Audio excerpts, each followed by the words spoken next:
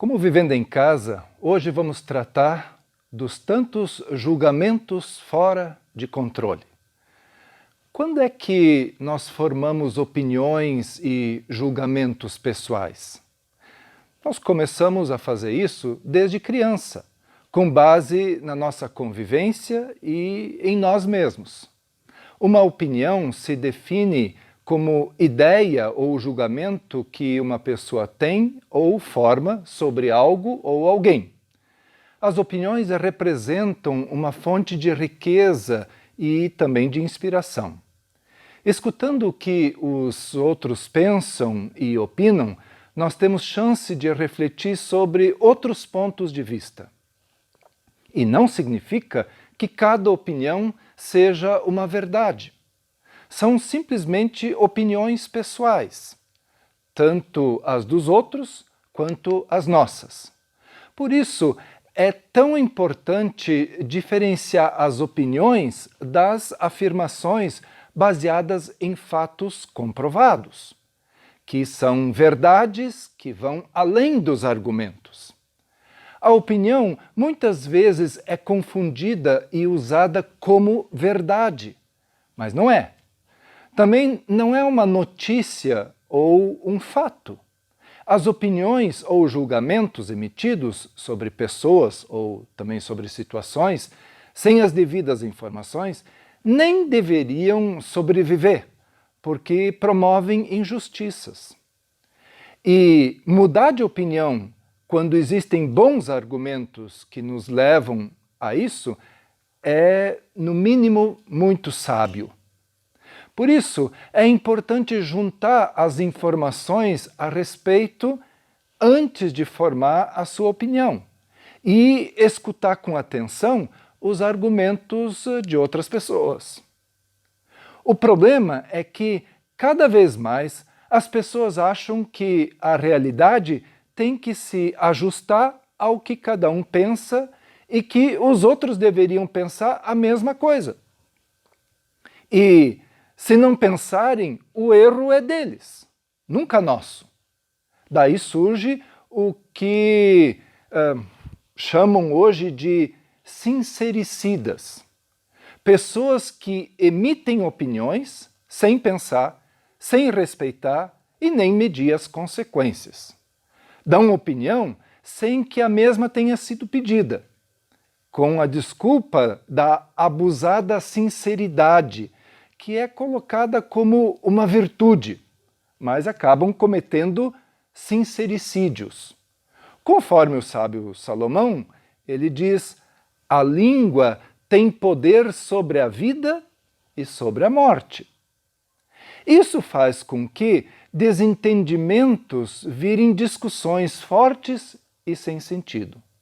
E mudar de opinião acaba sendo inadmissível.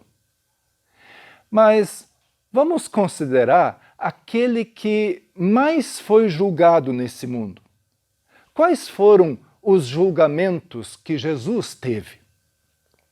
Ele enfrentou 3 instâncias num tribunal religioso e outras 3 perante um tribunal romano, além da participação de muita gente. Jesus foi julgado diante de Anás, o ex-líder religioso maior, Caifás, o sumo sacerdote de fato, e também o Sinédrio.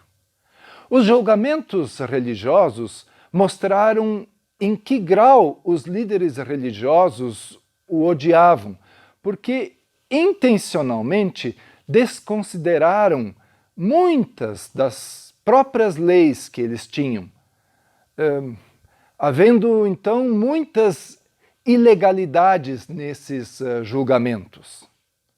Não houve qualquer investigação preliminar.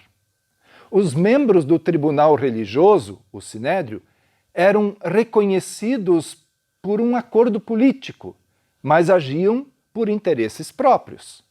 Os testemunhos prestados contra Jesus eram falsos e corrompidos. Foram armados pelos próprios sacerdotes. todos julgaram que Jesus merecia a morte, mesmo sendo herdeiros do mandamento não matarás. Por isso entregaram Jesus ao julgamento romano, na expectativa da sua execução. Daí, os julgamentos começaram com o governador Pilatos, já tendo Jesus sido espancado. As acusações ali eram muito diferentes, eram acusações políticas. Ele foi acusado de atentar contra a segurança do Estado, de incitar as pessoas à violência e à revolta, proibido o povo de pagar os seus impostos e ainda teria afirmado ser rei. Mas Pilatos não encontrou nenhuma razão para condenar Jesus. Por isso, enviou Jesus para o julgamento do rei. Herodes, interessado em fazer média com o povo, permitiu uma ridicularização de Jesus e o mandou de volta a Pilatos. Daí Pilatos agiu como promotor e juiz ao mesmo tempo. Ele também desobedeceu os trâmites legais do processo. Então, não só Pilatos foi covarde e lavou as mãos. Todos perderam a sua chance de fazer justiça. Enquanto Pilatos tentava apaziguar a animosidade dos judeus, Jesus foi flagelado com uma surra terrível.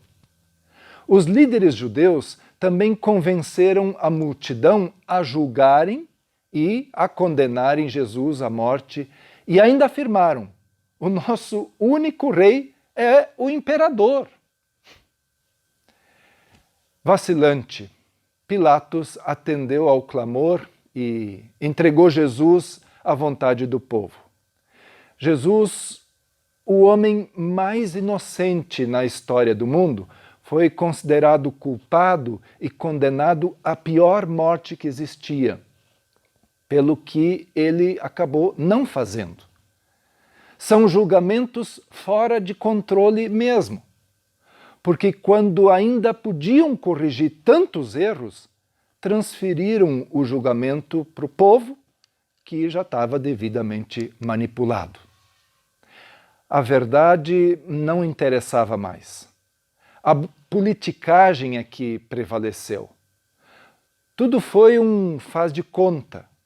Jesus foi ilegalmente preso e ilegalmente interrogado, num tribunal ilegalmente reunido, porque se reuniu de noite. Segundo um evangelista, o Marcos, todos estavam contra Jesus, e aí o condenaram à morte. Ele foi preso sem culpa, acusado sem nenhum indício, julgado por testemunhas corrompidas e condenado a uma pena pelos crimes que ele não cometeu. Nenhuma ordem foi expedida para a prisão de Jesus. Nenhuma sentença que declarasse a sua culpa foi lida. E ele acabou sendo flagelado e torturado, mesmo sendo um homem livre. Jesus foi julgado pelos seus algozes. Ele foi sumariamente acusado, processado e executado. Ele que moveu multidões e deixou inúmeras mensagens de fé, de esperança e de amor. Foi acusado de transgredir as tradições religiosas, de agitar as massas, de iniciar um levante com intenção de dar um golpe de Estado, etc. De um lado, as acusações religiosas de blasfêmia. De outro, as acusações dos romanos de rebelião. Mas nenhuma acusação foi provada. Mesmo assim, ao final dos julgamentos, a sentença foi pela condenação. Por que Jesus passou por tantos julgamentos, se ele não cometeu nenhum crime? Os julgamentos de Jesus foram, sem dúvida, o maior escândalo da história da humanidade. Quantos outros julgamentos que nós conhecemos são também questionáveis, porque estão mancomunados, sem testemunhas idôneas e cheios de farsas. A defesa aqui foi ignorada ou negada. São julgamentos injustos, são julgamentos ilegais, são julgamentos imorais. Quantas vezes nos vemos julgando situações e pessoas como se tivéssemos uma autoridade superior? Quantas vezes nós criticamos atitudes dos outros como se pudéssemos agir diferente, estando no lugar daquela pessoa? Por que será que somos tão tolerantes conosco e tão exigentes com o próximo? Vide as redes sociais que se tornaram desrecomendadas para discussão de ideias, pontos de vista diferentes, ou, em vários casos, até para um simples diálogo. É por isso que o evangelista, no caso agora Mateus, ele diz: não julguem, para que vocês não sejam julgados. Porque você repara no cisco que está no olho do seu irmão e não se dá conta da viga que está no seu próprio olho? Julgamentos fora de controle produzem morte. A maior autoridade no assunto, Jesus, não por acaso, ele mesmo insiste: ame o seu próximo como a si mesmo.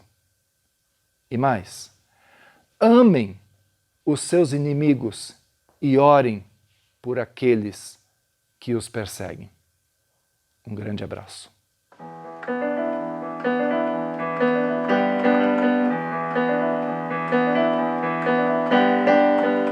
O calor aquece os bons e os maus,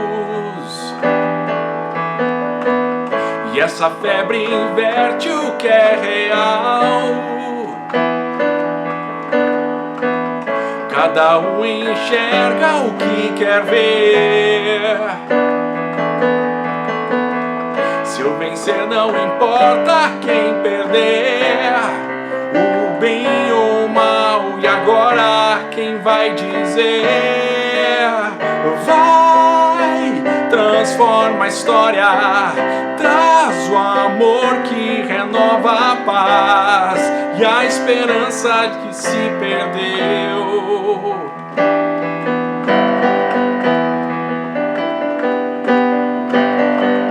Tanta gente grita ter razão, mas o ódio cala a solução. Quando a alma calma o que se vê, restos do que a gente poderia ser, o bem ou o mal, e agora quem vai dizer?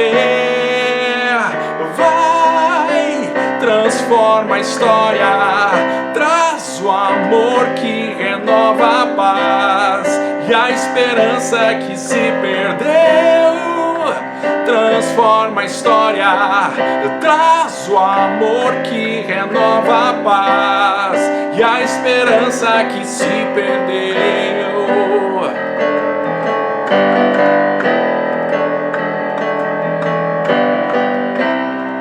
O bem ou o mal, e agora quem vai dizer? Vai, transforma a história, traz o amor que renova a paz e a esperança que se perdeu. Transforma a história, traz o amor que renova a paz e a esperança que se perdeu.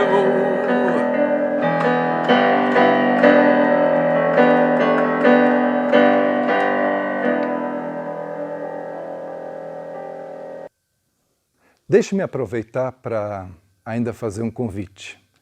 E o convite é para você se inscrever no nosso canal e também para ativar o sininho. O convite é também para você participar da nossa reunião de oração, que acontece todos os domingos, às 19h30, via Zoom.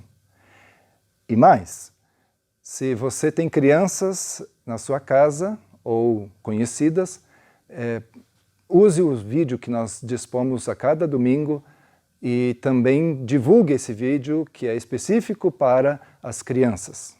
Mas, todas as sextas-feiras, às 17 horas, nós oferecemos uma programação especial para os adolescentes.